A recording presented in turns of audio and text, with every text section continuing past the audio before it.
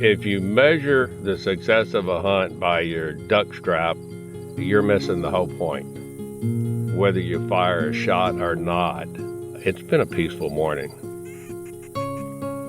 When you come out here to hunt, just all kinds of wildlife shows up. And for most people that have never really gotten a witness, it's just breathtaking. It's spiritual to a lot of people in a way, me included. This didn't happen by accident. The habitat is managed year-round. When the ducks come down, they got a place to land. They got a place to eat. They got food. It's helped revitalize the area. The whole year of preparation that went together for one hunt that day, you start appreciating everything.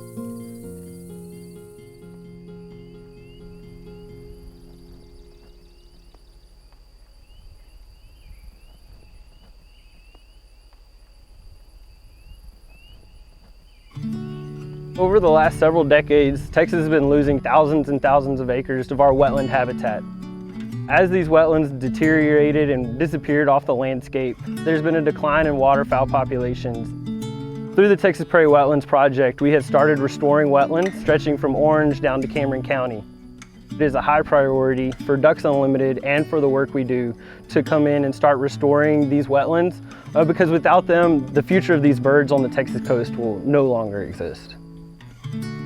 When I bought the ranch, it had rice farming on it. I didn't know a thing about growing rice. I wasn't a farmer. I grew up in the suburbs of Houston. But I had heard about the Prairie Wetlands program, and waterfowl and rice go together. So I figured I better learn this stuff pretty quick. We embarked on a lot of programs with the help of a DU for land leveling, to cut our costs for water, and without those enhancements, if I'd have just stayed the course, there wouldn't be any rice farming here.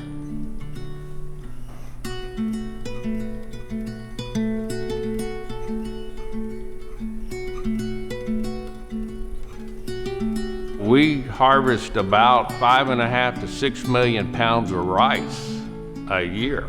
Think about that. That's a lot of boxes of Uncle Ben's. You're growing a food crop that's used around the world, and at the same time, you're producing the best waterfowl habitat you can.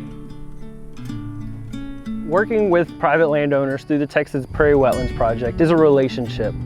Oil and gas, livestock production, agricultural producers, you name it. We are working with these landowners over a 10-year period, all for one main purpose of putting this habitat on the landscape.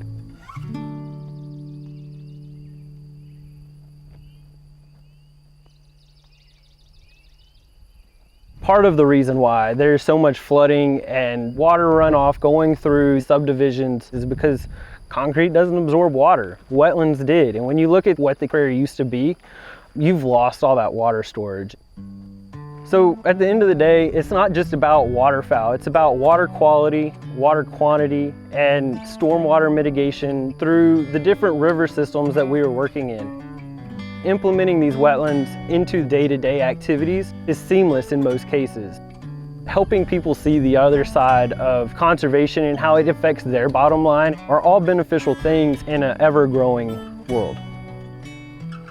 I just wanted a good place to duck hunt. But what this has become for me is my field of dreams. We took that block of land, literally a barren field, and we developed it into wetland habitat. You know, the saying, if you build it, they will come. Well, ducks come every fall. I'm kind of the steward for this land that's here, and hopefully I leave it better than the way I found it. It is so far, and that's my intent to leave it that way.